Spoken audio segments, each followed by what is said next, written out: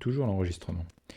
Et voilà, donc bonsoir tout le monde, on est jeudi, il est 20h, 20h01, vous me pardonnerez, le temps de faire les réglages. Et ben voilà, donc on va pouvoir commencer à attaquer le stream, plein de choses à discuter ce soir, ça c'est plutôt cool. Voilà, donc en termes d'actu, là ça va se calmer un petit peu, je vais bien évidemment reparler d'hier soir, mais c'est en train de se calmer un petit peu, j'ai des choses qui sont prévues en mars, mais là, c'est bien, à court terme, voilà, il n'y a pas de grosses conférences, etc. c'est, euh, c'est plutôt cool. Alors, alors. Pourquoi j'ai perdu ça? Mais non, je l'avais. Stéphane n'a pas fait le tri dans ses onglets. Voilà, c'est ça. Alors, écoutez, je vous propose de passer directement au vif du sujet. Je réfléchis en même temps. Non, j'avais pas grand-chose d'autre à dire pour lancer. Non. Faudrait que je mette un petit peu des checklists encore. Stéphane, là-dessus, je regarde l'enregistrement et tout. Ah, si, voilà, c'est ça que je me disais bien. Donc, on va passer sur la vue article, n'est-ce pas? Et surtout, on va réactiver, puisque ça avait l'air d'avoir bien plu la dernière fois, le filtre d'écran. Youpi, voilà, transparent. Alors oui, hop là. Parlons peu, mais parlons bien. Donc hier soir, j'étais à Rennes, au pool, pour parler des métallois. Donc j'ai fait la conf, j'ai discuté avec les gens derrière. C'était vraiment super comme expérience. Le fait de pouvoir discuter avec les gens après la conf dans ce contexte-là, c'est vraiment top. Vraiment, gros kiff de ce point de vue-là. Donc merci à tous ceux qui ont participé, toutes celles et tous ceux qui ont participé, c'était super, n'hésitez pas à m'en reparler derrière. Si vous avez des questions, n'hésitez pas à venir me les poser, il n'y a pas de souci, ça sera toujours avec un grand plaisir. Voilà, donc prochaine étape, donc oui peut-être en mars, toujours les métallois, je cache... Pour l'instant, je garde ça un petit peu dans mon coin. Et sinon, pour l'instant, j'ai en cible le Devox avec HTMX cette fois et non pas les métallois. Mais bon, j'aurai largement le temps d'en reparler. Alors, il y avait autre chose. Je vais essayer de voir si j'arrive à retrouver le lien, puisque bien évidemment, je ne l'avais pas fait, mais je sais que ils en avaient parlé pendant justement pendant la soirée, là, les gens de Software Crafter Rennes. Software Craft and Test, donc le 3 avril de 9h à midi. Software, crafting, test, toujours à Rennes, donc n'hésitez pas si ça vous intéresse, il y a des places, il y a plein de gens super, il y a plein de trucs à voir, donc ouais, vraiment il y a toute une communauté, en tout cas en Bretagne en général, et puis à Rennes en particulier, qui est extrêmement vivante autour du software et du craft, donc n'hésitez pas à jeter un œil, vraiment. Et je vous mettrai, vous savez quoi, bon, les métallois, on s'en fiche, c'est passé ça le meet-up, par contre je vais vous mettre ça en lien. Et j'en reparlerai pour le mentionner parce que c'est des gens bien, ils font des trucs géniaux, ça permet aux gens du coin de pouvoir en discuter. Et surtout, oui, c'est vrai que j'en ai pas parlé, je rentre pas spécialement dans les détails, ils le feront mieux que moi, mais c'est une non-conférence en fait. C'est là où on met en avant des échanges plutôt que le format classique des conférences avec des gens qui vont dire des choses et des gens qui vont écouter, etc. Donc c'est bien, ça permet de brassage peut-être un petit peu plus et ça c'est vraiment super cool. Donc jetez-y un œil, je vous mets le lien. Et puis voilà. Non, toujours paniqué de voir est-ce que j'ai oublié quelque chose ou quoi. Mais ça a l'air pas mal. Ah oui, je me rends compte que les sous-titres et le Twitch chat sont l'un au-dessus de l'autre. C'est pas très grave, je corrigerai ça en termes d'affichage. Ouais, c'est parce qu'en fait avant il y avait un fond totalement transparent et j'ai mis des fonds qui sont pas transparents. Donc ça se voit un peu en surimpression, mais le chat n'étant pas spécialement actif, je peux même le désactiver. Non, non, on va le laisser comme ça. Ouais, on va le laisser comme ça. On va pas commencer à bidouiller, ça m'embêterait un petit peu. À la limite, le seul truc que je veux bien faire, c'est déplacer le fond les sous-titres et le fond des sous-titres. Parce que ça risque d'être un petit peu... Voilà. Comme ça, au pire, ça me tombe dessus, les sous-titres. Hop, voilà, je valide ça. Ça arrêtera. Mon OCD sera content. Très bien, donc voilà pour ça. Ensuite, on a plein de trucs à discuter parce qu'il y a pas mal de choses qui m'ont fait réagir. Alors je vais déjà commencer par quelque chose dont j'ai pas parlé sur le stream, mais je sais que j'en parle régulièrement. Et hier soir, on m'a posé des questions lors du meet-up là, sur les métallois. On m'avait posé des questions notamment là-dessus parce que j'en parlais sur la partie, notamment sur la partie bienveillance et le fait de séparer un petit peu, on va dire, les échanges qu'on pourrait avoir entre collègues en général qui pourraient être désagréables et d'arriver à faire en sorte que ça soit constructif, en empathie. Et j'ai mentionné notamment les conventional comments dans les PR, parce que souvent les PR sont des endroits où on se met gentiment sur la tronche, ce qui n'est pas bien. Hein. Conventional comments dont on a parlé hier, et je me rends compte que pas beaucoup de monde finalement hors des cercles tech, etc., connaissent, pratiquent. Bon, vous connaissez probablement Conventional Commits, je reviendrai après dessus parce que là pour le coup j'ai des choses désagréables à dire autour de ces sujets, mais sur les Conventional Comments, donc sur ce qu'on écrit en termes de commentaires dans les PR, ça c'est absolument génial. Pourquoi ? Parce que d'un commentaire qui pourrait être considéré comme désagréable, etc., ou en tout cas pas spécialement constructif, on peut passer assez facilement à des commentaires constructifs, simplement en les typant. Pas mal ça.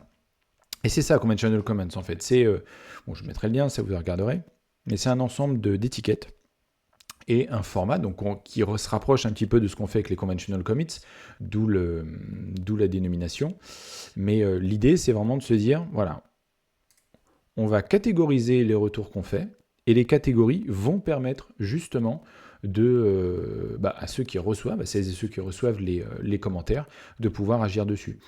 Typiquement, le issue, c'est un truc qui va être problématique. Il faut s'en occuper. It is strongly recommended, avec une suggestion, etc. Mais l'idée, c'est de se dire, voilà, ça va pas, par exemple. Moi, je sais que j'aime beaucoup les thoughts. Les thoughts, c'est on passe sur le code, souvent du code qu'on maîtrise pas forcément, et on se dit... ah ouais, ça, effectivement, on pourrait peut-être envisager de le corriger comme ci, ou de travailler sur ce sujet-là. C'est pas forcément quelque chose qui est actionné dans la PR, dans la MR, mais c'est quelque chose que vous notez et qui peut potentiellement intéresser la personne qui reçoit le commentaire. Bon. Mais en tout cas, voilà, vous l'avez codifié. Typo, on va pas... Mais typo, c'est bien. Typo, ça permet de... Bon, voilà, c'est des trucs à faire, etc.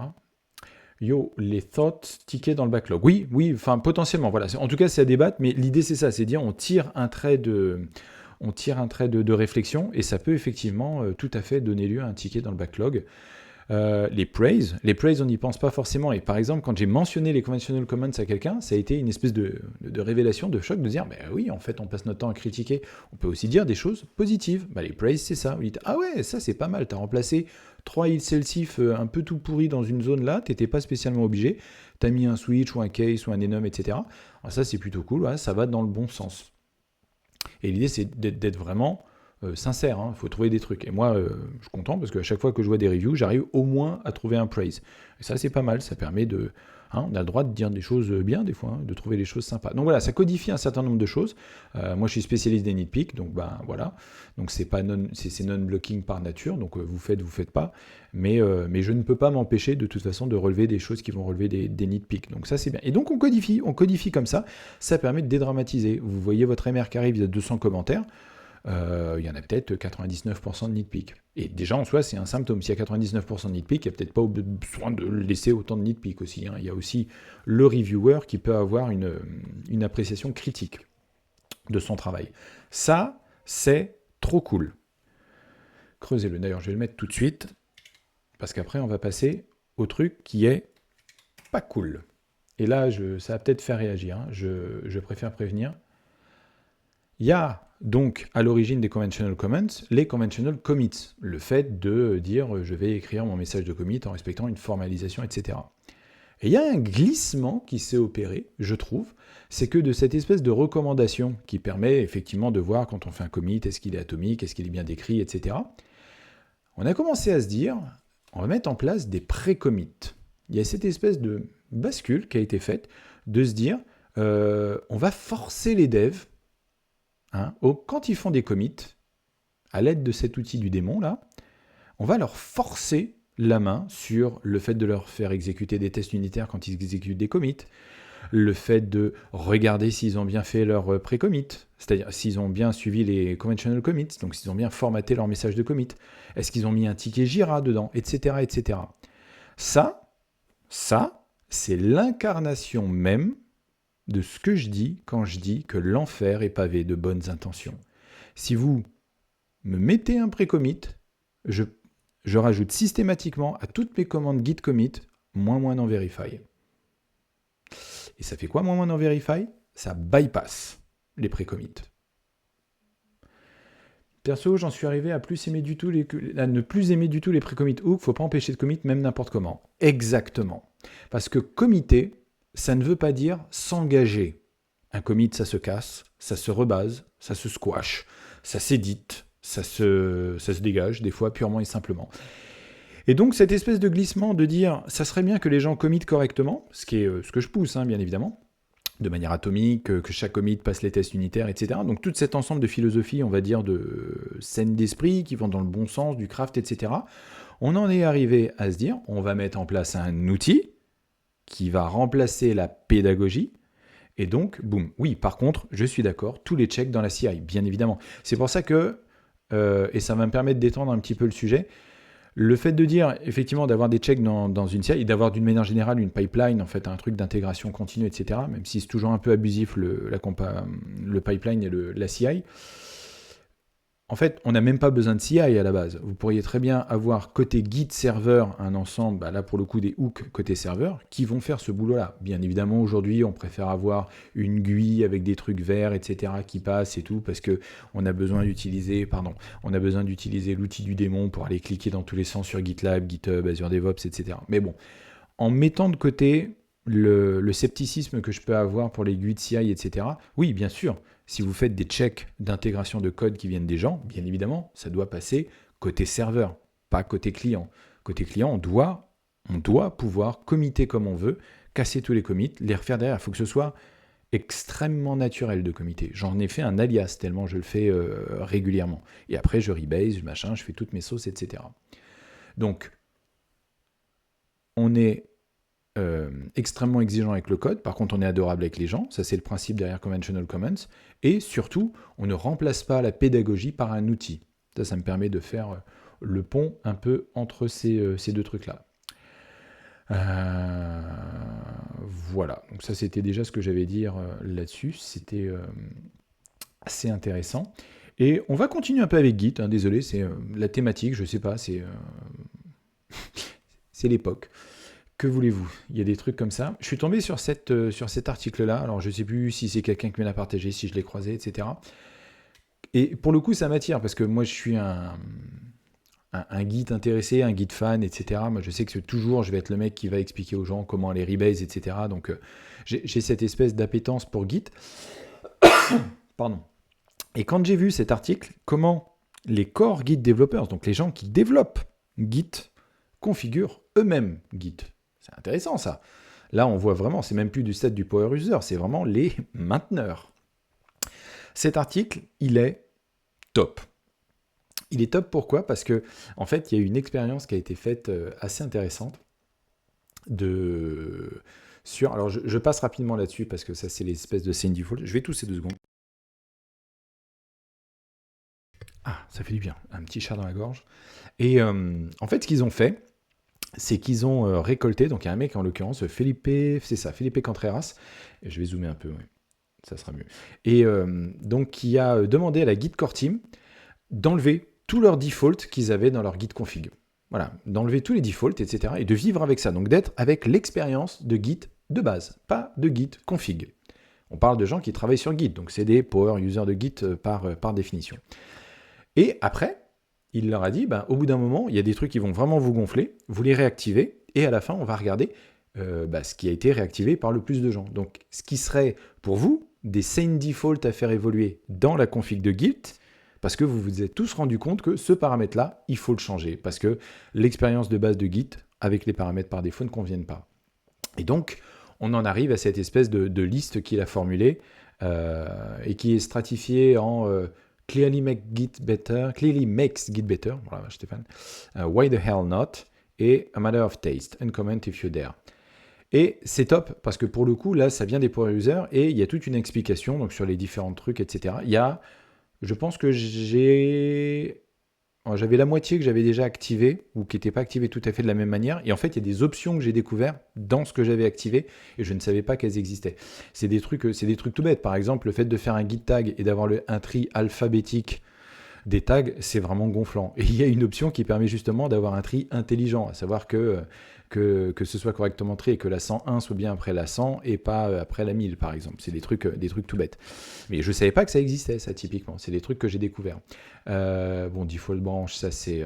voilà, le diff algorithme histogramme aussi, ça c'est intéressant. Et il y en avait un justement, une option là-dedans que je ne connaissais pas, qui était le color move, c'est-à-dire de colorer différemment les portions de code qui ont été déplacées des portions de code qui ont été ajoutées. Ça, c'est trop cool, parce que je ne savais pas. Ça fait partie des trucs que je ne savais pas.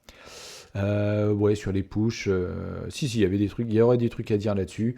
Better fetching, donc ça j'avais déjà activé. Ouais, bon, voilà, il y avait pas. Si, il y avait d'autres trucs qui étaient sympas. Faut en avoir l'utilité, etc., etc. Rebase, j'espère bien. Ouais, il y a d'autres couleurs que vert et rouge, ouais. Et effectivement, on peut toucher à ces trucs-là. L'article, il est vraiment top, hein. Il rentre dans le détail là-dessus, et surtout, il y a des liens sur d'autres choses. Je le montrerai après, c'est plutôt cool. Rebase Auto Squash, Rebdate Update Ref. Alors celui-là, on va y venir rapidement parce que là, pour le coup, j'ai été mind blown. En fait, Rebdate Update Ref, ça pointe aussi vers cet article-là, que je vous mettrai aussi, hein. Et Git Update Ref, alors je ne rentre pas non plus dans les détails, mais quand vous avez fait du stacking, à savoir que vous avez une branche qui a une branche qui dépend d'elle et qui peut éventuellement avoir une branche qui dépend d'elle, et donc que vous découpez une file de commit en différentes MR, parce que vous dites, il y a déjà ce bloc-là review, mais il y a aussi ce bloc-là qui dépend de celui-là, et il y a aussi ce bloc-là qui dépend de celui-là, etc. De faire ça, de base avec Git, c'est compliqué. C'est compliqué parce que quand vous allez devoir changer, rebaser, etc., toutes les branches, en fait, ça se passe pas bien. Et Update Ref permet de faire automatiquement l'auto-rebasing de toutes les branches en les chaînant les unes avec les autres. Donc je rentre pas le détail dans l'article, je vais les mettre les deux. C'est top. Vraiment, c'est top. Ça, c'est si vous commencez à rentrer dans un usage un peu power user de Git, c'est top. Et ça permet de sortir aussi de cette espèce de schéma par défaut dans lequel on tombe un peu trop souvent dans les organisations, qui est qu'on a des gens qui ne savent pas utiliser Git. Hein. Déjà que développer, c'est compliqué, parce qu'on les bombarde sur des projets sans forcément les avoir formés. Hein. Je ne blâme pas les gens qui sont juniors dans un langage, pas du tout. Et en plus, sur la partie Git, je sens, mais tout le temps, et c'est 95% du temps, un sous-investissement. Oui, une branche par exercice, par corrigé, qui pourrait totalement profiter. Oui, si vous avez des branches, etc., qui dépendent de branches avec des branches de résolution, etc., c'est parfait. Tu vas kiffer, toi, Benji. Ouais, non, à creuser, effectivement. Et voilà, donc le niveau Git moyen, en fait, il est extrêmement bas. Ça me désole. Du genre, rien que de leur demander de rebaser une branche, sans même parler du rebase interactif, c'est compliqué.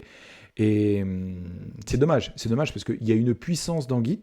Et donc, surtout, ce qui est très intéressant avec cet article-là, c'est le fait qu'il se soit dit, on va désactiver pour les power users, enfin les Git core maintainers, leur Git config, et on va voir avec eux et elles quels sont ce qu'ils activent le plus. Et ça, j'aime beaucoup, parce que il y a certains paramètres qui sont devenus des paramètres par défaut depuis dans Git, et surtout, ça dit quelque chose des paramètres par défaut.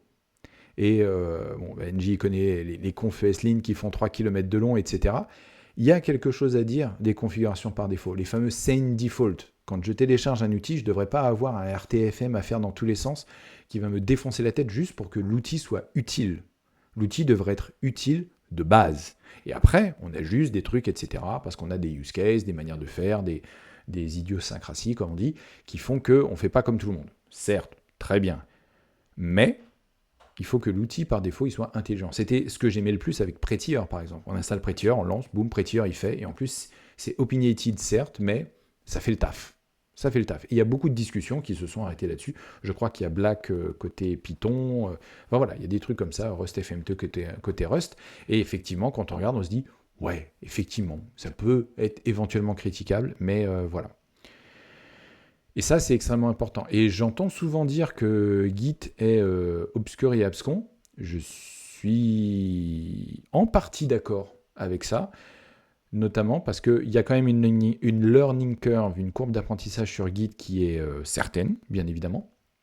Mais par défaut, quand même, ça fonctionne et ça fait le taf, quoi. Le truc, c'est que ça pourrait être mieux. Et cet article-là vous permet de clearly makes Git better. C'est pas absolument fondamental, parce que vous voulez vous en sortir sans trop de difficultés, quoi. Mais ça peut être vraiment cool, quoi. Ça peut être vraiment cool. Bon, voilà. J'ai mis ça là-dedans. Ça, c'était le sujet. On peut enchaîner. Alors, qu'est-ce que j'avais d'autre? Non, ça, c'est Twitch. Ah oui. Ah oui. Ah oui. Je pense que celui-là, tu as dû le lire aussi, si j'en crois ton Twitter. If not React, then what? Cet article-là, donc je vais vous le mettre. Il est assez long. Mais il est vraiment bon. Il est vraiment bon parce que au-delà d'une... alors oui, il y a une critique autour de React dedans. Il y a une critique aussi. Il est vraiment passionnant cet article. Il y a une critique sur les SPA en général. Il y a une critique sur la fuite en avant qu'on a fait. Alors, ça tape principalement sur React. Mais je pense qu'il ne faut pas s'arrêter à une critique de React. Il faut, d'une manière générale, considérer la fuite en avant qu'il y a eu dans le développement front web en général. Voilà, le fait de dire à un moment donné, c'est parce qu'on a un petit caillou dans la chaussure qu'on crée carrément un robot de 50 km de haut. Voilà, c'est ce genre de choses que l'article adresse. Hein. On est parti de petits problèmes qui grattaient un peu autour d'HTML, CSS, JS pour en faire un dérapage en drift et pour partir vers aujourd'hui, lui parle de proliferation of unnecessary client-side cruft. Ouais, voilà, bon. Il tape. Enfin, clairement, c'est un article qui tape dedans. Moi, au-delà du fait de taper, parce que c'est toujours bien de taper, c'est bien aussi de remettre un petit peu de faits dans les histoires, notamment sur l'affirmation que React est extrêmement rapide. A priori, même depuis le début, c'est pas vrai. Voilà, il y a beaucoup d'arrangements avec la réalité, il y a beaucoup de benchmarks qui ont été trafiqués, ce genre de choses, ou qui ont été tordus. Toute une réflexion là-dessus, tout un historique. L'article est long, hein. Pour le coup, je peux scroller en bénéficiant là, de ma fibre, etc. Ce graphique-là, c'est troll absolu, mais en vrai, on peut se poser la question. Effectivement, il y a toute une réflexion à avoir par rapport à ça. Et donc, ce qu'il appelle le frameworkism, le fait de vouloir absolument bourrer du framework un peu dans tous les sens, plutôt que de suivre une radicale efficacité, moi j'en reviens toujours à ça, la radicale efficacité qui devrait nous driver et qui explique pourquoi le LCP sur Amazon.com il est de 1,8 secondes alors que sur Target.com il est à 2,7. Sans parler des évolutions qu'il y a eu côté Airbnb, hein, pour citer des librairies et slash framework un peu à la mode, etc. Des trucs qui étaient extrêmement tendance, etc. il y a quelques années et puis ils en sont revenus. Voilà, il y a des choses qui ont changé, mais en fait, quand le truc est tout nouveau et qui casse tout et qu'il y a plein d'influenceurs qui en parlent, donc là c'est bien, il y a beaucoup de buzz. Par contre, quand discrètement les boîtes ont changé de framework entre-temps, où ils se sont dit ouais non là en fait on est parti dans un plein délire, là c'est bizarre, il n'y a plus personne pour venir parler de ça. Et on est passé sur le nouveau truc à la mode, ou la nouvelle version. Et puis des trucs comme le Progressive Enhancement, maintenant il y a qui en parle très honnêtement, à part HTMX? Bah ouais. Voilà. Oui, HTMX mentionné, bien évidemment que dans un article comme ça, HTMX va être mentionné. Il n'y a pas que ça, il y a Hotwire aussi qui est très bien. Et donc tous les frameworks qui sont liés à Hotwire. Voilà, donc effectivement, il y a une bonne grosse baffe sur la partie développement front SPA en général. Alors comme tout, hein, bien évidemment, il faut prendre ça avec un grain of salt, avec un grain de sel, mais ce fameux truc là de on veut faire un truc à la Facebook parce que on veut être aussi simple que Facebook, c'est très drôle parce que c'est pas ce qu'utilise Facebook. Voilà, c'est ce genre de choses. Donc bon, je rentre pas dedans, je vous le laisse lire. L'idée c'est pas de faire un réact complet sur l'article. Enfin, c'est long.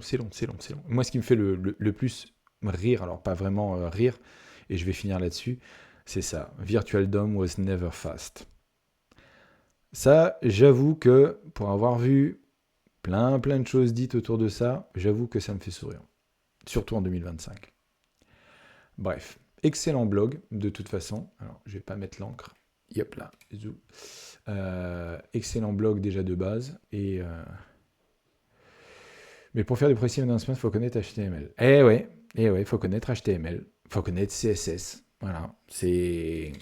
Faut peut-être en revenir un petit peu à ça. Et je sais que pour beaucoup, c'est difficile de se dire que waouh, il faut maîtriser 3 langages. Bah ouais. Parce que les 3 langages ont leurs usages, ont leurs idiomes, ont leur vie. Voilà. On va changer radicalement de sujet. Comme ça me permet de parler d'un excellent article. Je suis tombé dessus un peu par hasard. Je crois que c'était sur LinkedIn. Comme quoi LinkedIn n'est pas que le mal. How we act a software supply chain for 50K en dollars. Excellent article de justement un groupe de white hacks, de white hackers qui ont été missionnés pour du bug bounty. C'est génial parce que pour le coup, ça vous retrace tout ce que c'est puisqu'ils ont réussi en l'occurrence, no spoiler, c'est un peu l'idée puisque c'est marqué dans le titre. Comment ils ont réussi une attaque de supply chain, ou du moins à trouver le chemin pour faire une attaque de supply chain dans une entreprise, en passant par une image Docker et un token qui était embarqué dans un NPMRC qui était dans l'image Docker à un moment donné, et pas dans l'image finale. Ça, c'est le twist. Et il y a tout l'enchaînement de comment ils ont fait leur truc pour trouver ce qu'il fallait faire, tout le schéma mental de comment ça pouvait être attaqué derrière.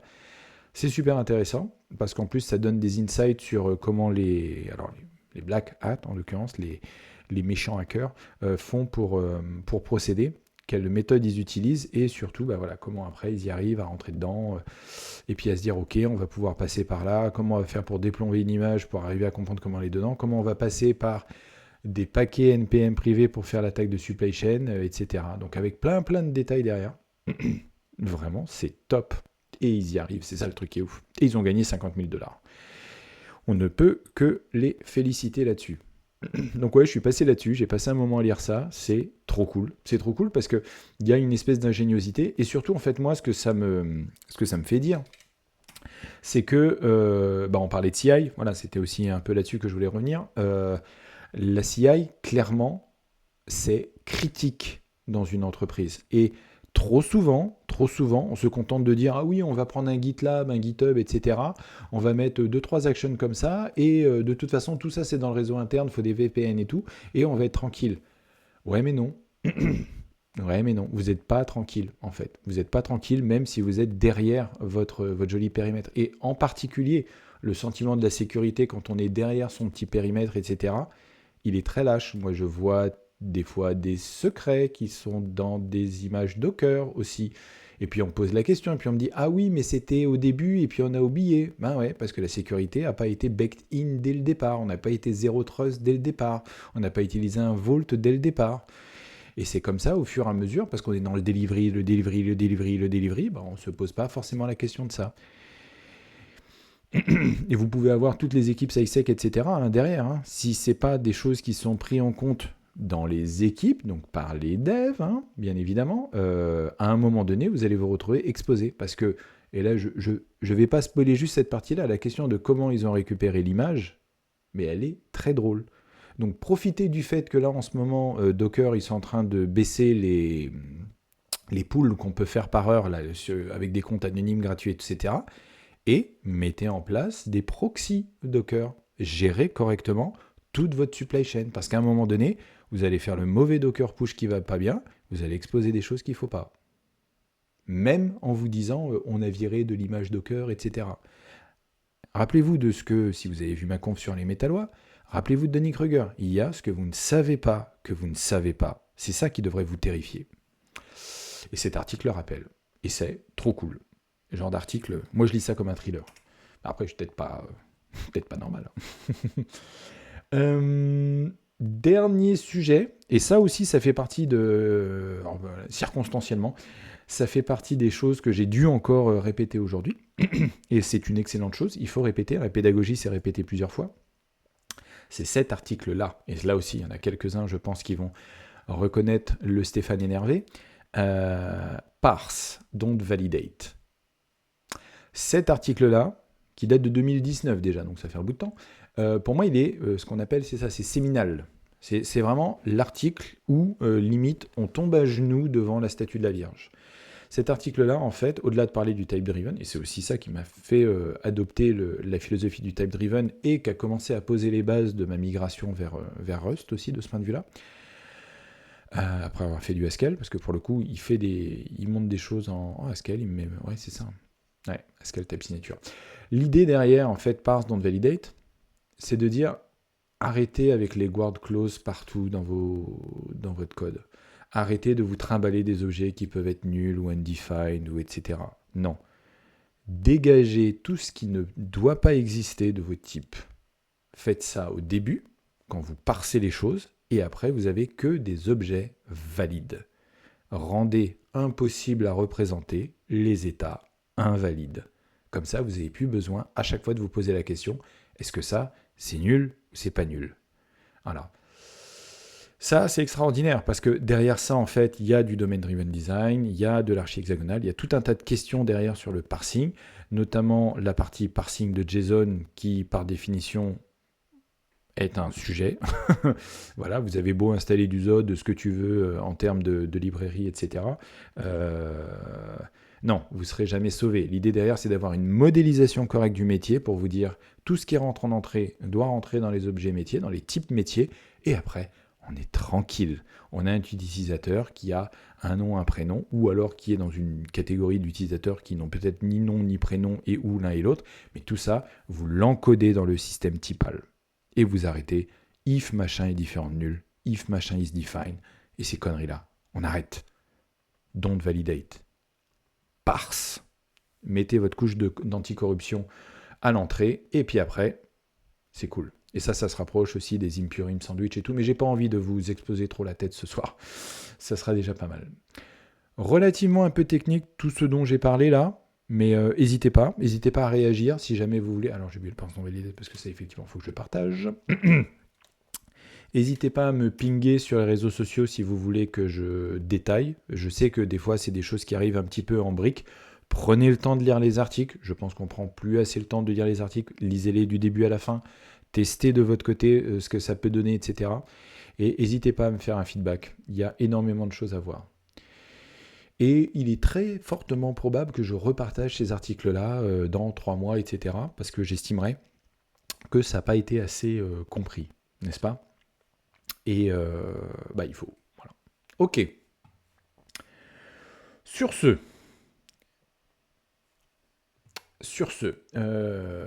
ouais, j'ai mis ma petite marque, tout ça, tout va bien. Ouais, on va passer au code. Je vais pouvoir dégager ça. Hop, on va faire ça là. Zou. Et je vais pouvoir basculer sur ça. Où est-ce qu'on en était? On en était pas loin, hein. Alors, je vais refaire mon CD 2024. Alors, j'ai changé un petit peu le setup, histoire d'avoir un peu plus de caractère. C'était un peu trop zoomé pour moi. Donc voilà. Mais j'ai gardé le backdrop. Je me suis dit, les étoiles, c'est cool. Je vais garder ça encore un peu. On va voir. C'est aussi pour ça que j'ai changé l'ombrage de Twitch chat et puis de la partie sous-titres. Voilà, je cherchais le terme. Sous-titres qui ont l'air de bien fonctionner. Je regardais les vidéos, les VOD, là, ça avait l'air d'être plutôt cool. Là aussi, n'hésitez pas à m'en parler. Voilà, tout le monde m'a entendu faire glouglou. J'ai oublié de mute. Je vais reposer ça. Le micro, je vais le placer un peu comme ça. Youp là. Voilà, je vais éviter de tout casser. Alors, on en était où? Donc oui, on va refaire un petit cargo test. Donc on avait fait un cargo test, et là, effectivement, tout était vert. Donc ça, c'était vraiment la partie qui était très cool. On va rentrer après un peu dans le détail des tests. Par contre, ce qui s'est passé, c'est que quand j'ai lancé le cargo run, qui a traîné un petit peu, donc là déjà, le fait que ça prenne un peu de temps à s'exécuter, 3 secondes, 5, ça me préoccupe, mais surtout le résultat qui m'a été donné, là, 846-196, c'était too low. Alors, je vais l'écrire là, comme ça, je pourrais le retrouver facilement et comparer si j'en ai un autre. Voilà, donc ça c'est pas cool, parce qu'on pensait que c'était bon, mais finalement c'était pas bon. Donc un peu frustrant quand ça passe les tests, mais que ça passe pas en prod. Alors j'avais nettoyé un peu. Ah oui, parce que Fromiter, je m'en étais servi là. Ouais, ok, bon, c'est pas très grave ça. parce que je m'en sers dans les tests, donc ça, c'est pas trop un souci. Non, on avait regardé, oui, j'avais commenté les DBG, les println, ça, c'est pas très grave. Oui, je sais que je suis pas optimisé, etc. Par contre, effectivement, alors, ce que je vais faire, hop là, ce que je vais faire, 2 secondes, hein, je change un truc, Capture Firefox, propriété, ouvrir le sélecteur, et... non, alors, qu'est-ce que je voulais faire? Parce que je voulais reprendre l'article de l'Advent of Code. Donc, on va faire ça, voilà, hop là. Voilà, je vais faire... oui, mais non, je vais le garder comme ça. En fait, je peux faire comme ça. Si je fais ça et que je fais transition sur l'article. Voilà. Oui, effectivement, c'est pas sur la résolution de mon écran, mais c'est pas grave. Ouais, donc on avait vu quoi? On avait vu que si on regardait ça, on avait 1206 sur la région qui est composée de R, de I, de C, de F, etc. Soit. Moi, j'ai pas spécialement de soucis avec ça. Mais bon, je vais le mettre là parce que sinon, je vais me casser le cou, je pense, si je fais ça. Donc, je vais juste refaire. Ouais, j'expérimente un peu trop, je pense. Hop là. Non, j'ai capturé, j'ai capturé comme fenêtre la fenêtre de capture. Elle est pas mal celle-là. Sacré Stéphane. Donc ouais, donc 1206 effectivement, c'était c'était bien ce qu'on avait dans le code. Et là, je peux re-switcher sur le code. Stéphane, il fera comment ça s'appelle, des raccourcis corrects un jour. Ok, donc l'idée c'est de se dire qu'est-ce qui va pas? Parce que c'est tout lot. Donc ça veut dire qu'à un moment donné, parce que c'est pas l'algorithme qui pose problème. Si j'arrive à calculer 1206, c'est-à-dire que je calcule bien les sides de chacune de mes régions, on peut se poser la question, parce que là je fais juste le fold, mais je n'affiche pas les trucs. Donc si ça se trouve, j'ai peut-être 2 calculs faux qui au final me donnent un calcul vrai. J'ai pas pensé à ça. Donc ce qu'on va faire, on va faire un... Je sais pas si on peut faire un... On peut faire un tap, un take. Non. On peut faire un map. Que map x. Et puis on va faire un print ln de... Oui, ou un dbg, ça peut le faire aussi. Hein. Ouais. X. Et puis surtout, on va renvoyer X. Oui, ça c'est... Ah, bah voilà, Clippy va me dire. Voilà, using map over inspect. C'est pas quand même génial. Je sais pas trop comment c'est, je sais comment ça s'appelle en JavaScript, mais je sais pas trop. Je fais un map que je sais qui va juste renvoyer la valeur qui prend en entrée. Clippy le voit et il me dit c'est pas un map que tu veux faire couillon, c'est un inspect. Eh ben écoute, on va faire inspect. Qu'est-ce qu'a dit la doc de inspect? Does something with each element of an iterator passing the value on. Ce qui est exactement ce que je veux. Et là, qu'est-ce qu'il dit? It's more common for inspect to be used as a debugging tool, ce qui est exactement ce qu'on fait, than to exist in your final code, but application may find it useful in certain situations where error needs to be logged before being discarded. Oh, oui, c'est pas faux. C'est pas de la doc de qualité en vrai, ça. Bref. Ok, bon. En tout cas, on va s'en servir comme ça. Donc, là, si je dis... Alors oui, il faudrait que je... Pardon, non, c'est pas du tout ce que je veux faire. Donc on va mettre 1207. Et si je dis là cargo test. Oui. Donc là, il me dit 120, 16, 308, 120, 120. Alors est-ce que c'est ce que j'ai? 120, 16, 308. Non, attends. 120, 16, 308, 120, 130, 132, 120, 130, 132, 4, 104, 224, 30, 18. Bon. Bah, c'est pas ça. C'est pas ça. Et j'ai pas de cas. Non, Stéphane. J'ai pas de cas. J'ai pas de cas. Eh bien. Yes. Hi, Megeta. It's a French stream, but you can speak English in the chat if you want. Ok. So, 1208. 1206. Donc ça, c'est pas forcément trop un sujet. Donc le problème ne vient pas spécialement de là. On peut se poser la question, si je couvrais mal les régions... C'est vrai que j'ai pas retesté la partie 1, puisque j'ai tout rechangé. Mais est-ce que j'ai changé fondamentalement mon get regions? J'ai pas l'impression que j'ai changé mon get region. Je vais regarder. Part 1 src main.rs.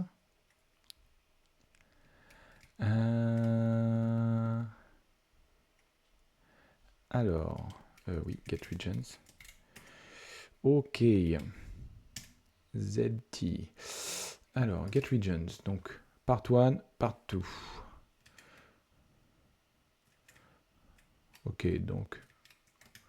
Ok, il y avait cette différence-là, mais ça, c'est parce que j'ai changé la manière dont max X et max Y fonctionnent. Donc, j'ai besoin du equal. Ok. I mostly stream Mahjong Soul, actually, and I only do it on Saturdays. And still in French, for my French fellows.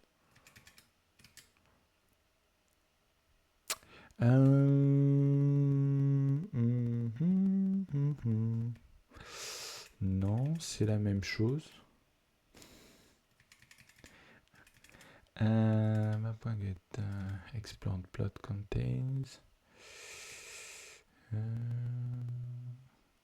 Well, as you can see, I mostly develop in Rust. I'm doing the Advent of Code right now, the 2024.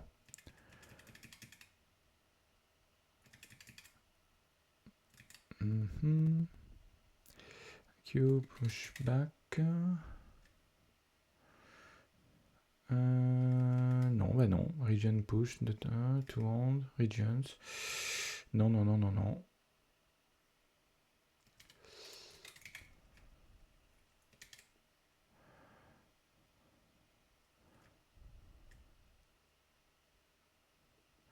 Ok, non. Part 1.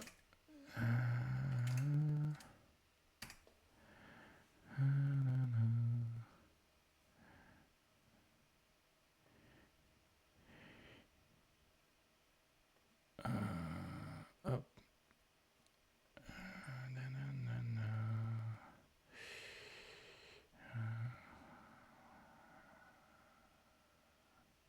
Ah oui, non, mais compte créé il y a 3 heures. Ah oui. Ah, j'aurais dû. Eh, j'aurais dû. Moi, je suis naïf, hein, tu vois les gens et tout.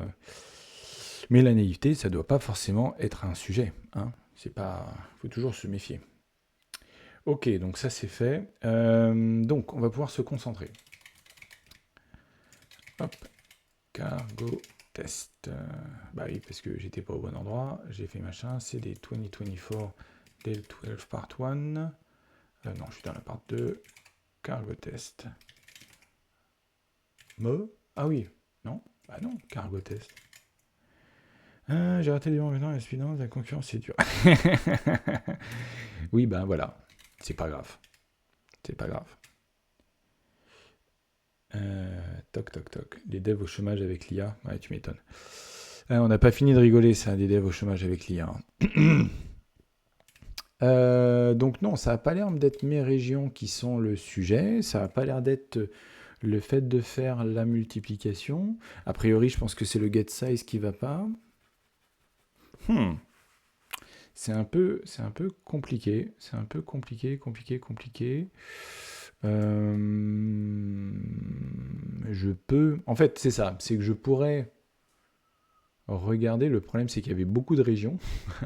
il y avait beaucoup de régions, donc je comptais pas les explorer une à une pour voir laquelle cut. C'est vraiment le pire des cas. Ce qu'on va faire, ça c'est quelque chose qu'on peut faire parfois, que j'avais fait sur la partie 1. Je l'avais pas fait in-stream, mais bon, je vais le faire là. En fait, c'est tout simplement d'aller sur le subreddit de l'Advent of Code et d'avoir des cas en plus. Donc ça, c'était pas mal. Day 12. Et il y a souvent des gens qui rajoutent des cas justement pour dire ah bah si vous galérez, On peut vous aider là-dessus. Alors, je peux faire ça comme ça, ouais. Gna gna gna, Day 12 Solution. Donc, je veux pas forcément les solutions, parce que c'est pas ce qui m'intéresse. Part 1, part 2. J'en avais en plus. Voilà, ce genre de thread où les gens ils mettent un câble. Nanana. 368. Est-ce qu'il y a un exemple qui va à 368? Ça me dit rien. J'en ai fait un 368. Ah. Ah. Alors non seulement il est bizarre, mais en fait c'est un compte qui a été créé il y a 3 heures. Donc tu vois, tu vois un compte qui est créé il y a 3 heures, c'est en anglais. Voilà. Donc on verra.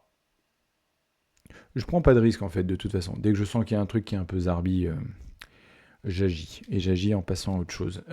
Alors attends. On va essayer de se reconcentrer. Parce que forcément c'était compliqué. Gna gna gna. Alors, 368. Ah, le fameux A avec les B. C'est vrai qu'on ne l'a pas testé celui-là. Eh ben voilà, on va le tester. On va le tester.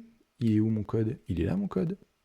Ah oui, parce que j'avais fait quoi comme test? J'avais fait les X et les O, A, B, D, D, machin, etc. Hop, hop, hop. Eh ben, on va dupliquer ça. Alors, void final, moi, ce ne sera pas final, je ne vais pas faire final one, etc. On va l'appeler donut, celui-là. Parce que ça avait l'air d'être un double donut. Voilà. Et ça, P. Et c'est vrai que je le trouvais suspect, celui-là, quand on avait regardé les fancies de celui-là. Et ça, c'est censé faire 368.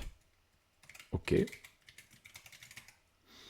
Ah, c'est cool, ça. Ça plante. Le mec. C'est cool, ça plante. Ok. Fold donut failed.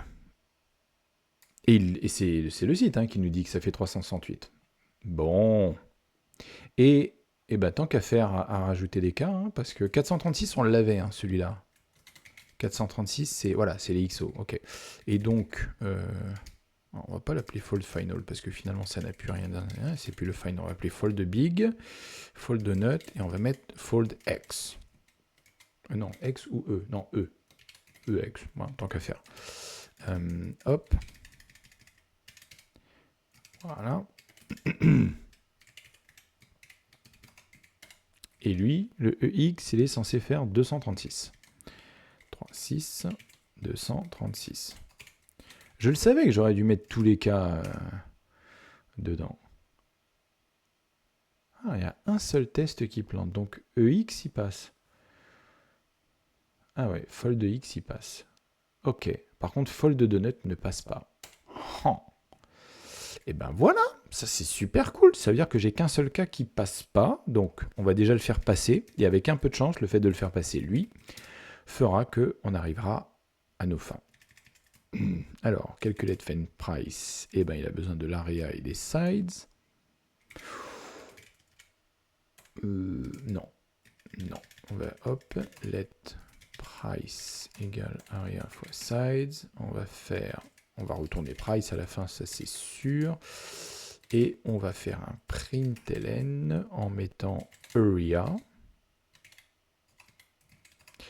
sides et très logiquement price.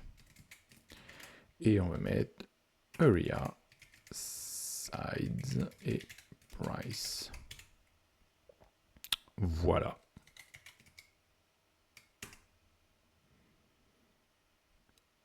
Area 28, sides 10, price 280. Area 4, sides 4, price 16. Area 4, sides 4, price 16. Et je viens de me rendre compte, non, shifter 2 points pour aller en arrière, NeoVim. Voilà, parce qu'il n'y avait pas des espaces comme je voulais. Donc, j'ai envie de dire que donut, les B, c'est bon. Parce qu'on a une surface de 4 pour chaque B. Et on a 4 côtés. 1, 2, 3, 4, en haut, en bas, en gauche, à droite. Donc les B, c'est bon. Ce qui a l'air de poser problème, c'est les A. Est-ce que j'en ai bien 28? 1, 2, 3, 4, 5, 6. C'est ça, hein. 1, 2, 3, 4, 5, 6. 1, 2, 3, 4, 5, 6. 6 fois 6, 36. 36 moins 8, 28. Je pense que j'arrive encore à faire ce genre d'opération. Et en termes de sides, je suis censé avoir combien de sides? Alors, je vais tricher un peu parce que je pense qu'il le dit en fait directement. Non, il ne le dit pas. Alors, it translates two regions of type B plant each with 4 sides and a single region full of A sides with 4 sides on a side and 8 more sides on a side for a total of 12 sides.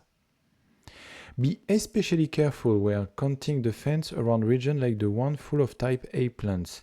In particular, each section of the fence has an inside and outside, so the fence does not connect across the middle of the region. Ah oui, c'est la fameuse blague avec le Möbius fencing.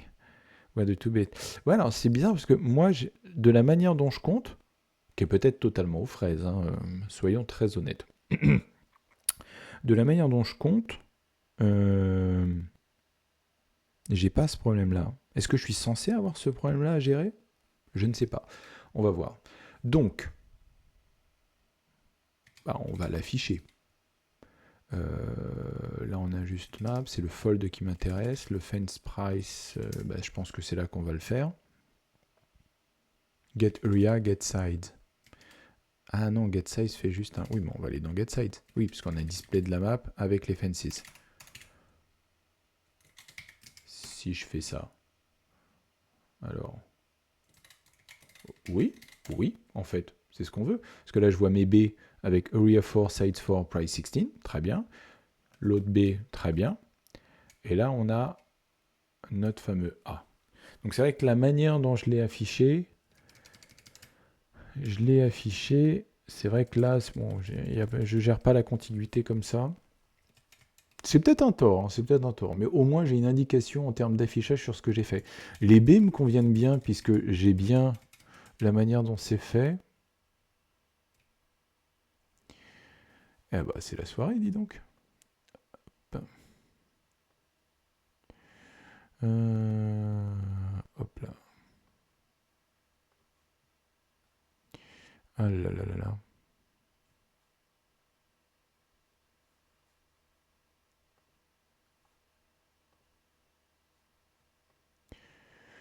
Hop. Tac. Alors, donc j'ai bien mis ça.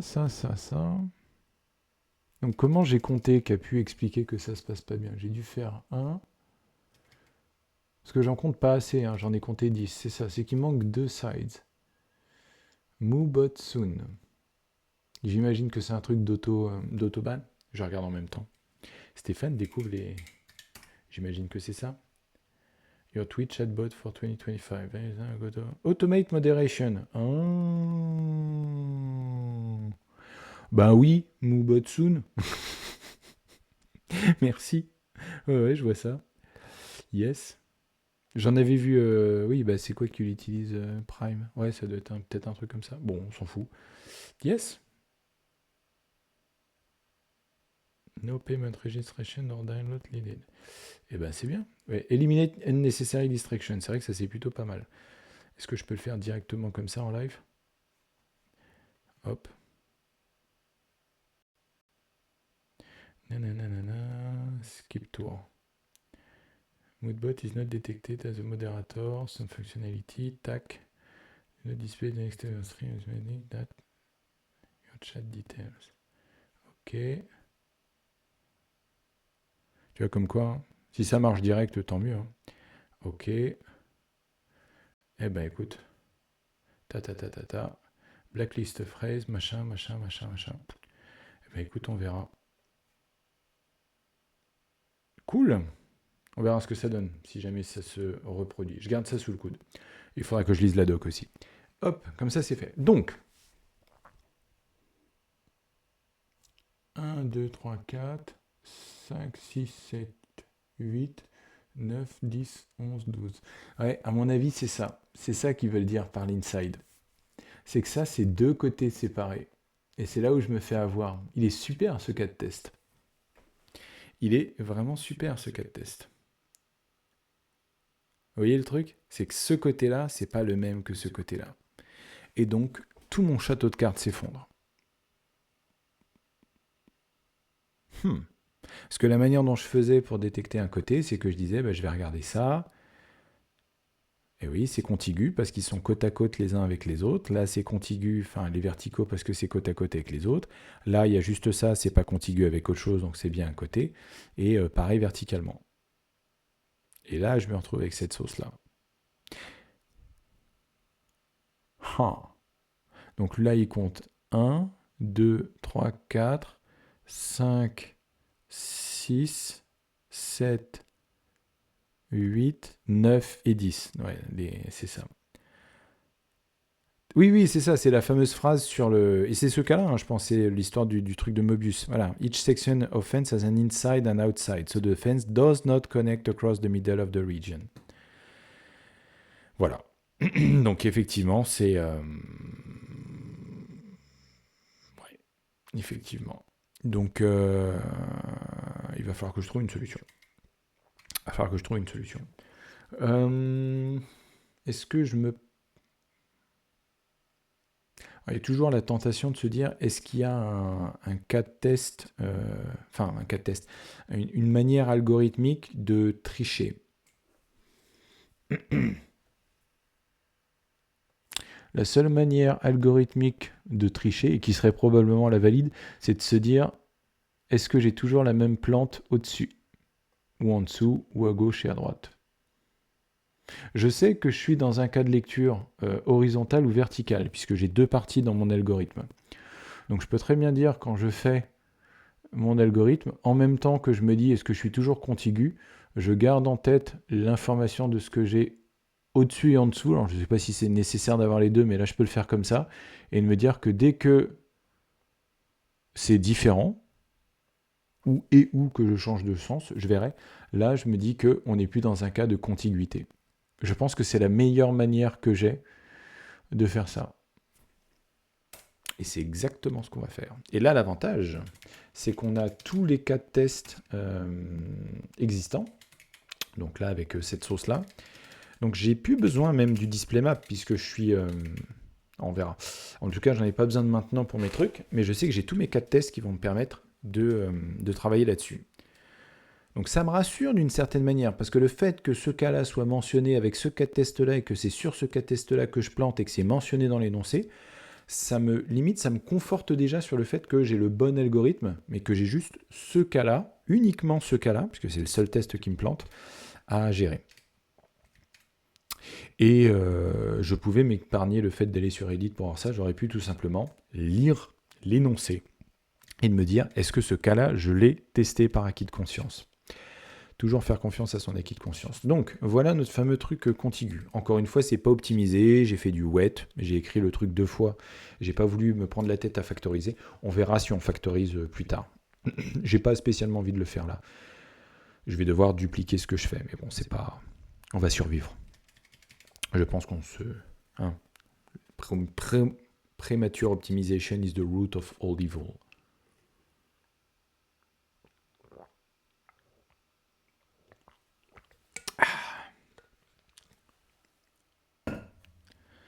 Alors, donc oui, j'ai un booléen qui me dit contiguous. Contiguous, c'est quand on n'est plus contiguous. On est d'accord? Donc en fait, là, ce que je vais faire, c'est que je vais devoir contrôler deux... Je pense que par acquis de conscience... Pourquoi j'ai ma montre qui m'embête là? Hop. Voilà, ne pas déranger. Ouais, en fait, je vais devoir... Si, je vais devoir mettre les deux parce que je sens que je vais tomber sur des cas un peu à la con. Donc, là, on est sur quoi? On est sur l'horizontale, ok. Donc là, on s'en fiche, je vais les appeler A et B, vous savez quoi? Parce que là, j'avais un A et un B. Donc,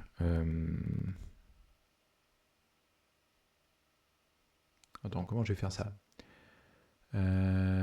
Oui, en fait, non, je vais faire un get. Oui, c'est ça, en fait. J'ai un map get. Oui, c'est ça. Exploding map, get bounding rect, machin. Oui, parce que là, qu'est-ce que je fais? Je regarde. Ah oui, c'est ça. Non. C'est que là, je fais un fences contain parce que je pars des coordonnées du bounding rect, ce qui me pose problème d'ailleurs, parce qu'en fait, là, actuellement, je parcours toute la map systématiquement pour toutes les régions. Ça m'allait pas trop. mais alors que j'aurais pu le faire uniquement sur la région. Mais ça sera une optimisation qu'on fera après. Je sais que ça, c'est dégoûtant, il n'y a pas de souci. Mais it works. Donc pour l'instant, first make it work. Et là, on est au then make it right. Et on verra le then make it fast derrière.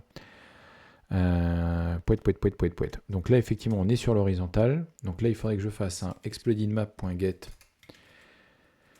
exploded map.get. Donc là, ça ne sera pas XY, mais je vais le faire 2 fois.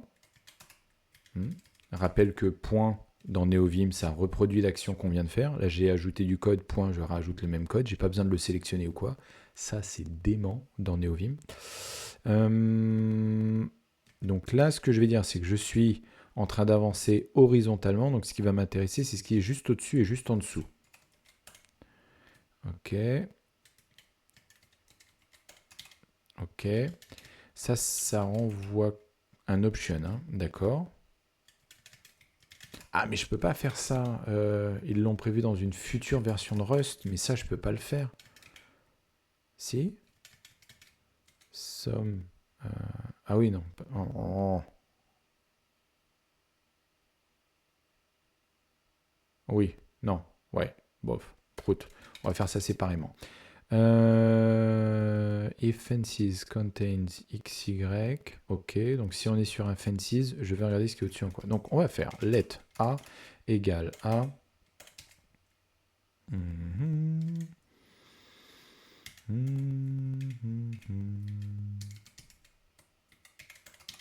Ok. Comment ça dans une version? C'est quoi? Alors, digression. Je vais faire ça. Alors, Rust if let multiple if let. Il y a un truc dans les if let chains. Oh la vache, j'ai reconnu parce que le lien il est il est violet et donc j'étais allé dessus. Donc ça c'est les RFC et ça c'est une RFC dont ils en avaient parlé et l'idée c'était de pouvoir chaîner. Alors attends que j'arrive à faire. Bah voilà. If let somme machin et let somme machin et let machin égale machin. Donc de pouvoir au sein d'un même if faire plusieurs if let en l'occurrence. Voilà. Et ça évite. Alors, nanana. Enfin voilà, c'est de pouvoir utiliser librement let dans les if, dans les while, etc., dans les différentes conditions pour aller chaîner du pattern matching avec du if let. Exactement, merci. Voilà, heureusement que tu es là, oui. Et donc, ça, c'est une RFC, voilà, qui est en cours et qui a été. Mais moi non plus, et le problème, c'est que il y en a une tétrachier quand même, donc je pense que c'est un métier d'aller voir les RFC. Donc si vous voulez me payer pour que je lise des RFC de Rust, il y a moyen, on peut s'organiser. Voilà, donc c'est le truc de dire, plutôt que d'avoir cette espèce de callback hell pour tous les JavaScripteux et JavaScripteuses, c'est d'avoir tout ça sur une ligne.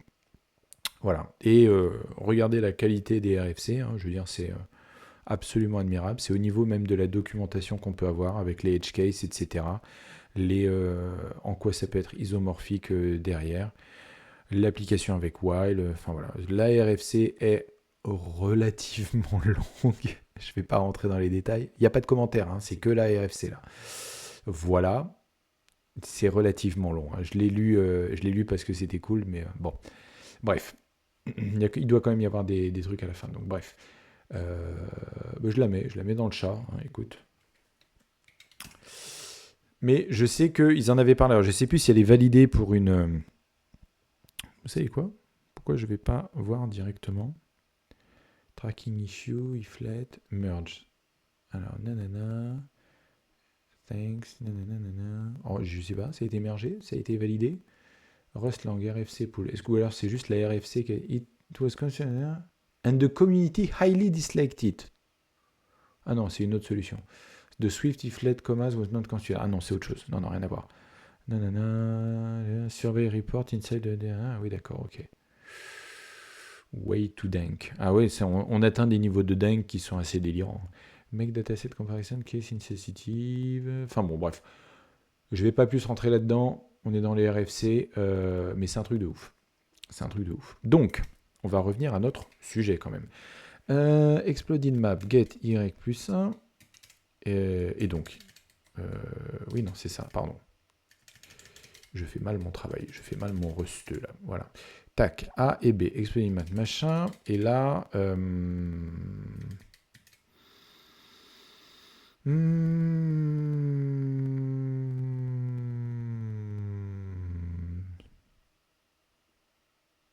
ouais. Ouais. Je pense que je vais faire un or else. Or else. Pourquoi je fais ça? J'ai cru comprendre que c'était une maladie, ça, en fait. Exploding map, machin. Alors, attends, mais qu'est-ce que je veux faire? Non, ça me va bien si c'est un on. Non, non, ça me va bien, en fait. Je fais mes deux let comme ça, et après, je vais faire if.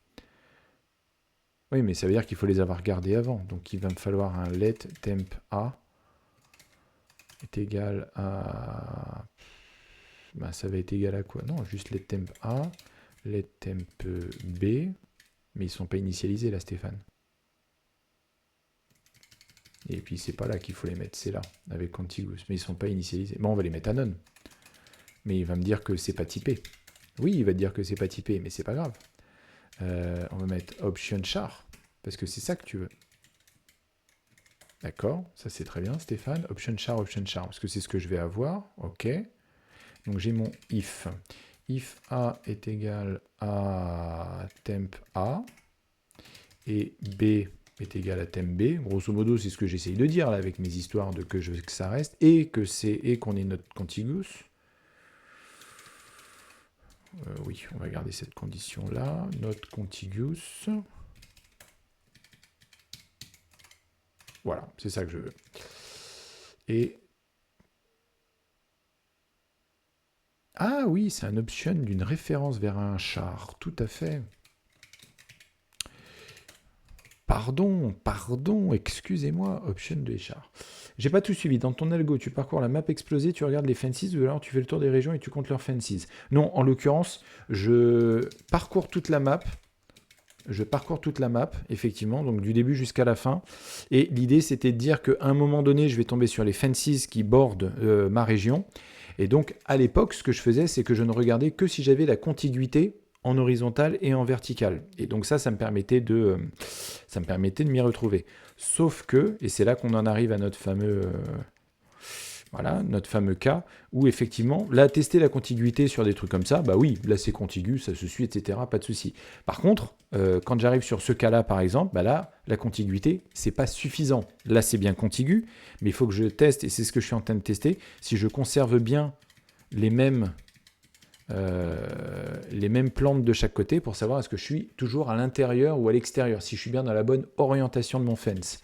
Et donc là, ça devrait être bon pour ça, mais par contre, ça devrait plus être bon pour ça. Voilà. Et d'ailleurs, ça me fait penser qu'il faut que je les set qu'une seule fois.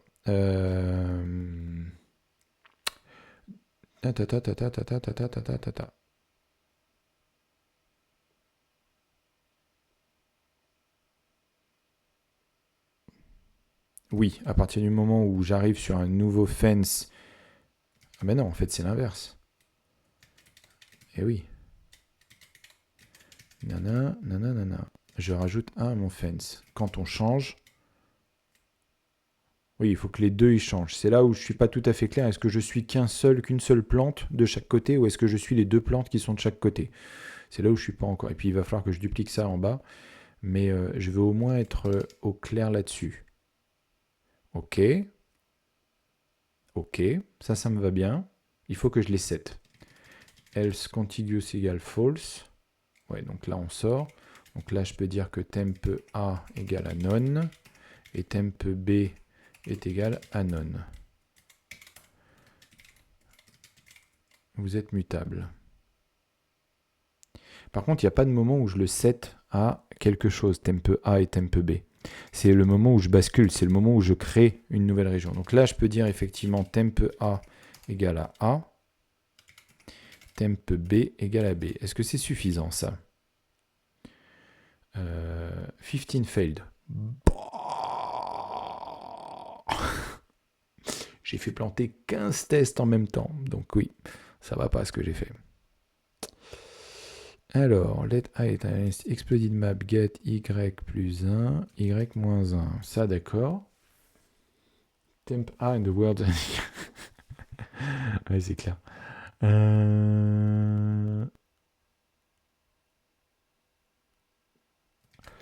Donc, je commence un nouveau côté quand je parcours mon truc. Donc, toujours en horizontal. Ok. Et là, je dis, oui, là, je commence quelque chose, ça va être contigu. Et je sauvegarde la plante que j'ai au-dessus et en dessous. Jusqu'ici, tout va bien. Je passe à celui d'après. Ok. Celui d'après, bah, je vais récupérer le A et le B. Ok. Et là, je me pose la question, est-ce que je suis... Non, c'est pas. Stéphane, l'algèbre de boule. Il met des points d'exclamation. Oui, tu me fais bien de mettre des points d'exclamation, Andouille. C'est des pipes, algèbre de boule. Mon petit truc pour l'algèbre de boule, en fait, c'est que quand il y a des trucs qui sont différents, il y a de grandes chances que ce soit des ou que vous voulez. Et quand c'est pas différent et que c'est des égal, c'est surtout des et que vous voulez. Ça, c'est mon petit truc. Et à mon avis, c'est ça. C'est que dès qu'on est plus contigu ou que A a changé ou que B a changé, là, on est sur un nouveau côté. Bonk, bonk. C'est un peu l'idée. Alors. 5 failed. Ok. Ok. C'est normal. C'est parce que j'ai changé des trucs et que ça lui va plus. Est-ce que c'est parce que j'ai fait de la crotte? Est-ce que c'est pas censé être ISO? Ça ne devrait pas casser les trucs existants. Donc non, j'ai peut-être encore un bug. J'ai peut-être encore un bug. Parce que là, effectivement, j'ai changé pour des trucs qui avant ne bougeaient pas. Donc qui, à mon avis, n'avaient pas ce souci. Et fences contain XY. Donc si on est sur un fences, et là, on est censé se dire qu'on va être contigu d'une manière ou d'une autre. Je récupère A, la plante qui est au-dessus. Donc là, je suis bien effectivement à l'intérieur de ma boucle X avec un Y qui est fixe, d'accord? Donc je vais avoir bien Y plus 1, Y moins 1, au-dessus et en dessous. Ok, a priori, ça a l'air d'être bon, ça. Je vais regarder dans l'exploded map, parce que de toute façon, je suis en train... Mon fences est basé sur les exploded maps. Donc oui, on est sur une exploded map, il n'y a pas de lézard. Ok, ça c'est bon, ça c'est bon. C'est là où ça commence à être tricky. J'avance X de 2, Y de 2, non, ça c'est pas un problème. Et parce que je vais regarder les plans, donc je fais plus 1, moins 1, donc là c'est bon, ça y a pas de souci. Je commence un nouveau côté, j'initialise A et B avec les valeurs que j'ai là. Oui, parce que A et B vont varier, donc temp A, temp B vont varier. Jusqu'ici tout va bien. Je considère que je suis contigu, oui. Si jamais le fence change, eh ben je suis plus contigu. Je reset A et B à non. Ok, ça me va bien. Il y a peut-être une subtilité en fait, et qu'il manque peut-être un cas là-dedans qui fait que je peux peut-être pas tout regrouper dans un if.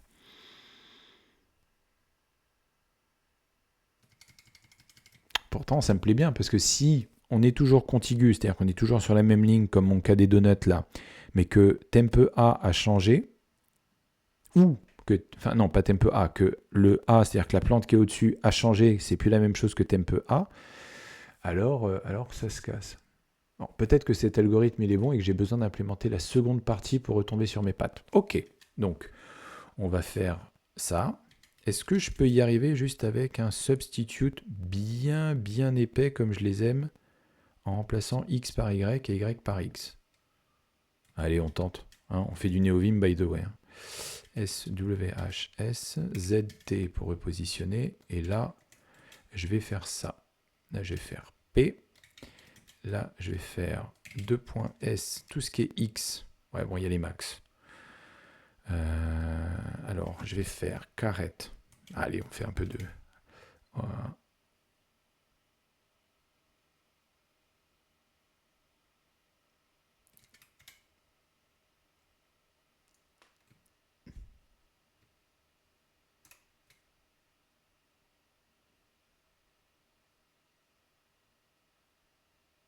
Oui, mais je veux le garder. Donc, je vais capturer ça. Je vais capturer ça. Et je vais mettre... donc 1, je vais le récupérer. Et je vais mettre O. Parce que j'aime bien les O majuscules. On va faire un temporaire là-dessus. On va faire ça. On va faire y devient x. Hop. Et on va faire o devient y. Voilà. Et là, tous les gens qui ont l'habitude d'utiliser VS Code, ils ont fait « Attends, il vient de faire quoi, là ?» Ça se trouve, ça marche pas du tout, hein, j'ai l'air de faire malin. Ah non, ça casse. For failed. Mais la question, c'est est-ce que Fold Donut, il plante encore?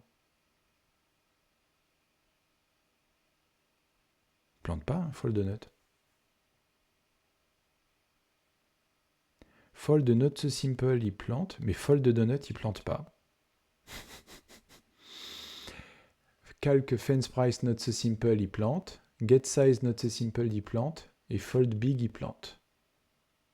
Huh.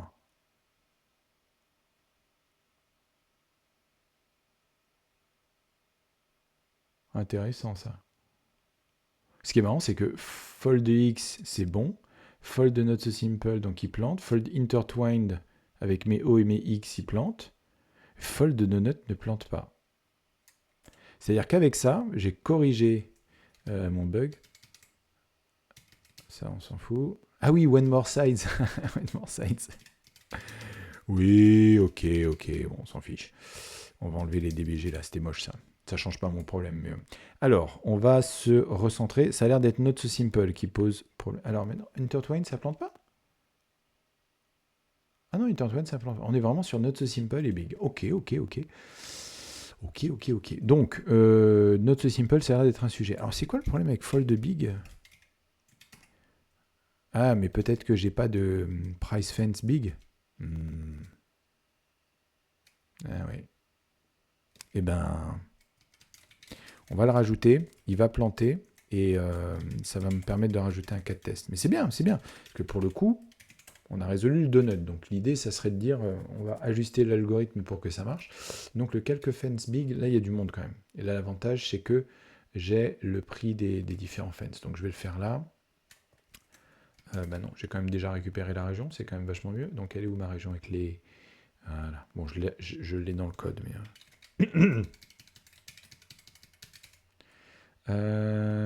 ok. Très bien.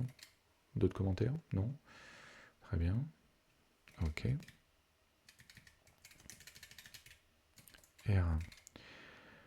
16. Alors 16, 308, 120.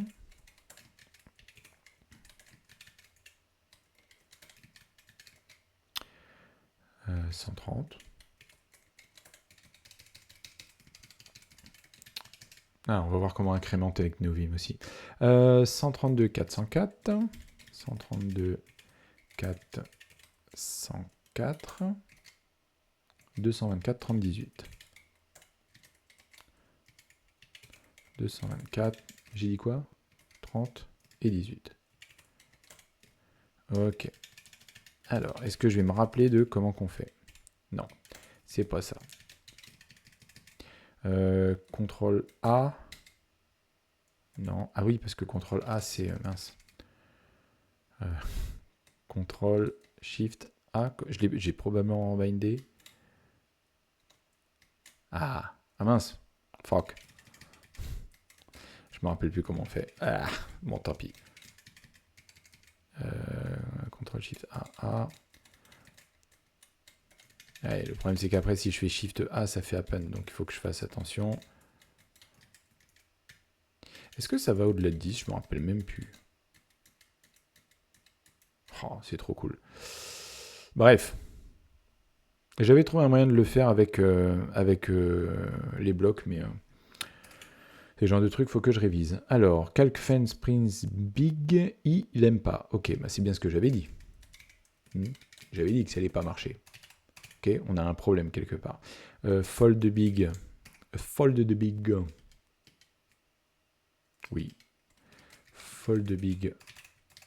Ok, voilà. Et on va rester sur Not So Simple, parce que c'est le Get Sides Not So Simple qui m'a...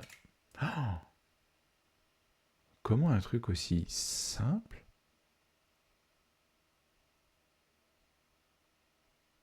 Ah, intéressant. Et c'est quoi ton problème? Alors là, qu'est-ce qu'il dit? Ah bah je l'ai là. Donc avec le fold not so simple, mais c'est pas grave. Donc là, qu'est-ce qu'il dit? 4, sides 8, price 32. Hein? Area 4, sides 8? Non, c'est 4. Attends. Oui, price 32, mais c'est pas ce que je veux. Get sides 4. Et là, tu me dis sides 8. Mais pourquoi quad ça plante pas alors? Ah la vache! Mais oui. Et oui, oui, oui. Ah, je vais peut-être pas finir ce soir, tant pis. Et oui, parce que je regarde au-dessus et en dessous. Donc là, j'ai rien et B, rien et B, rien et C. Voilà. Boum. Bravo Stéphane.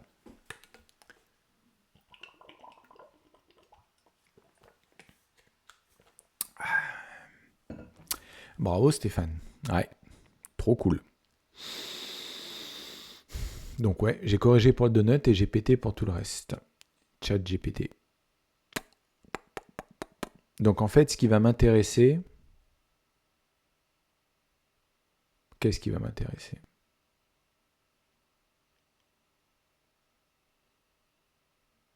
Ce qui va m'intéresser, c'est si ça change.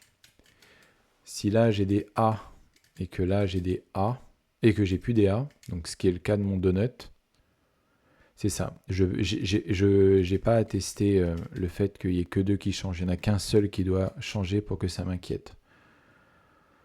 Ah, j'adore. Vraiment, ce jour-là en particulier, que j'ai choisi ce jour-là en particulier pour le stream, c'est extraordinaire. Parce qu'on peut voir, on peut voir à quel point ça peut être extrêmement subtil, les bugs qu'on peut avoir.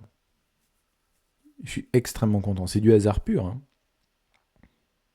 C'est du hasard pur. Hein. J'avais fini le jour 11, je me suis dit on va faire le jour 12. J'avais abordé ça. Mais là, ça, c'est extraordinaire. Donc le fait que... Ouais, donc on va être sur le fence qui est là-dessus, par exemple. Le fait qu'on se dise, on a une région d'un côté et qu'après le A, il passe de l'autre côté, c'est ça qui doit nous inquiéter. Comme ça, si jamais le A, il reste à l'intérieur. Mais est-ce que ça ne veut pas dire la même chose, Stéphane?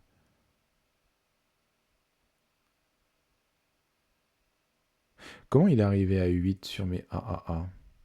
Je vais avoir trop de... Non, je vais pas avoir trop de tests. Get sides. Oui, puisque c'est le not so simple. Donc c'est toujours celui-là qui va m'intéresser. Voilà. Et donc sur le get sides not so simple, parfait, c'est lui qui est là. Qu'est-ce qu'il dit en fait? Il dit quoi? Il dit que là on a un côté.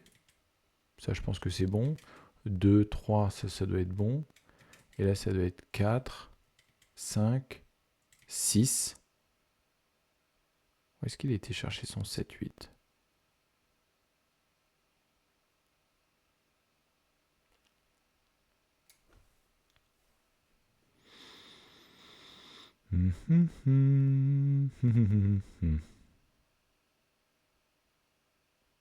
Oui, il considère que ça a changé à un moment donné avec ça.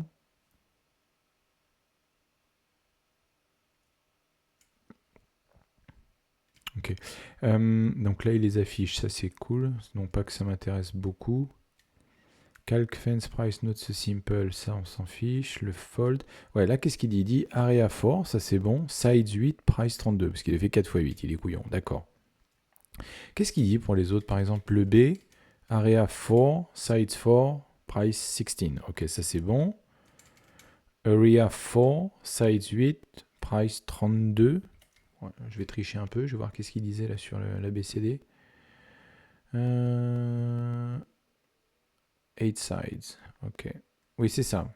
Donc là, le 16, c'est pas bon parce que lui il dit 32, mais après il dit 16, après il dit 32, après il dit 4, et après il dit 12. Et lui il dit 18. Ah, ça c'est intéressant ça. Il dit pareil. Donc en fait, effectivement, ça va pas parce que là il se retrouve avec un côté... 1, 2, 3, 4, 5, et ça pour lui c'est 6. Ok. Oui, donc pour les A, ça doit être un peu la même sauce. À savoir que on a... Je vais y arriver. Je vais y arriver. 1, 2, 3, 4. Oui, c'est ça, mais oui. 5, 6, 7, 8, 9 et 10. Bah oui, parce que... Oui. Oui. Après, je suis un peu étonné parce que ça, c'est censé marcher. Bon, en tout cas, c'est pas bon, quoi. Ok.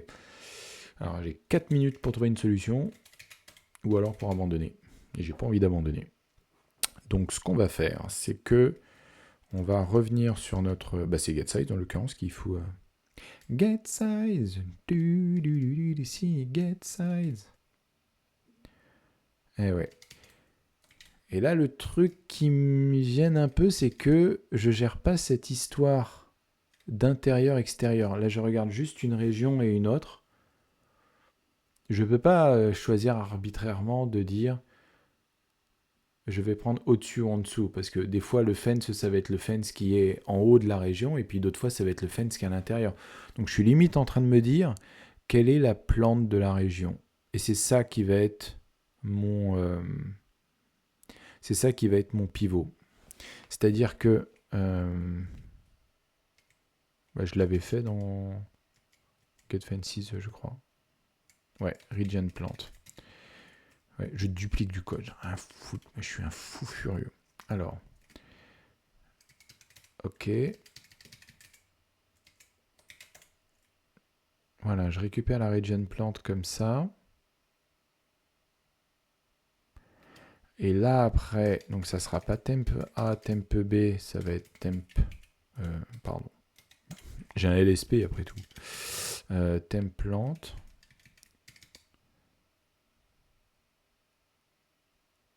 Il n'y aura qu'une seule plante. Bah non, en fait, il faut que je contrôle les deux.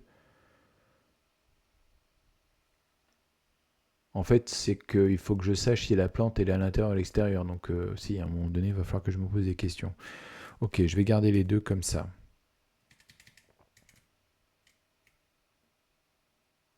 Ouais, non, mais il y a un truc à faire là-dessus, effectivement. Non, non, on va s'arrêter là. On va essayer de conceptualiser le truc. Je pense pas que j'arriverai à le faire parce que j'aurai pas le temps là en 2 minutes. Mais qu'est-ce que je veux faire? Ce que je veux faire, c'est que je veux savoir, en fait, où est la plante. Donc, de savoir si je suis au niveau de mon fence, donc avec ma palissade, si je suis au-dessus de ma région, donc je suis en train de la border par le haut, ou est-ce que je suis en train de la border par le bas, parce que je suis le côté du bas. Donc, il faut que je sache si je suis à l'intérieur ou à l'extérieur, ou du moins quelle est l'orientation. Ok. Donc thème plante, en fait, c'est la plante en cours que je suis en train de regarder. Mais est-ce que j'en ai quelque chose à cirer de la plante en cours? Parce que là, tout simplement, je suis en train de me dire, oui, est-ce que A, c'est toujours la region plante? Expected option char.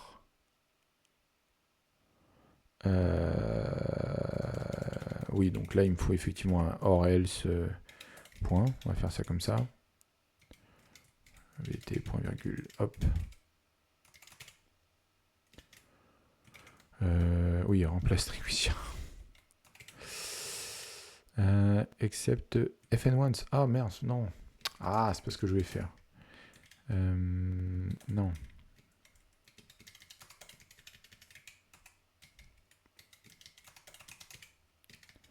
Toto, Stéphane ou quoi? Ah,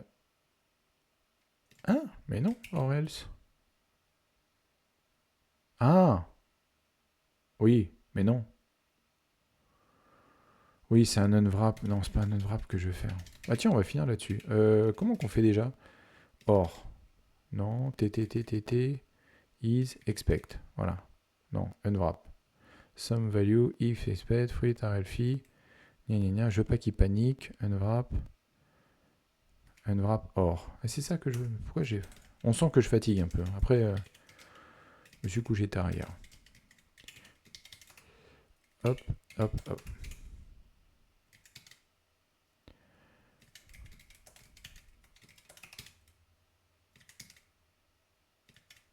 Qu'est-ce que j'ai fait?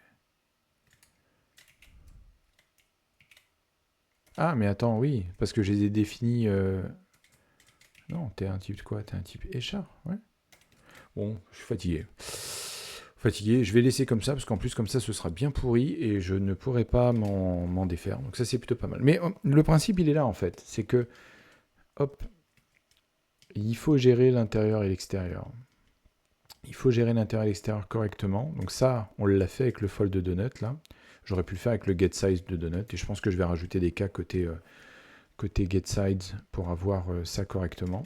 Et il faut effectivement gérer correctement l'intérieur et extérieur. Top. Vraiment top. Non, non, je suis très très très content de cette session. Parce que c'est pas parce que les tests sont bons qu'on a raison. Et ça, c'est pas mal aussi. Et il y a pas mal de gens qui justement utilisent ça comme argument pour dire, bah vous voyez le TDD, ça sert à rien, que les tests auto, ça sert à rien, etc. Ou alors qu'il faut tester forcément en it-oui. Je suis pas d'accord. Je suis pas d'accord, encore une fois. Ça, c'est des tests qui permettent justement de serrer les vis et de se rendre compte, en isolant chacun des cas qui nous intéressent, de se dire, ok, ça va, ça va, ça va. Et si j'avais pas rajouté tous mes tests pour justement identifier les moments où mon truc il s'est mis à exploser, j'aurais pas réalisé tout ça. Il faut que je gère correctement mes intérieurs et mes extérieurs. Franchement, ce Day 12, il est top. Ok, bon, hop, on va s'arrêter là. Voilà, j'espère que ça vous a plu. Si ça vous a plu, bah, n'hésitez pas à vous abonner, hein, comme on dit, comme d'habitude, et la cloche, etc. Je continue de streamer tous les mardis et les jeudis. Je suis fortement tenté de restreamer du Mahjong samedi, si jamais ça vous dit. Voilà. J'ai pas grand-chose d'autre à vous dire, à part vous souhaiter une excellente soirée, et puis à la prochaine. Voilà. Allez, bisous.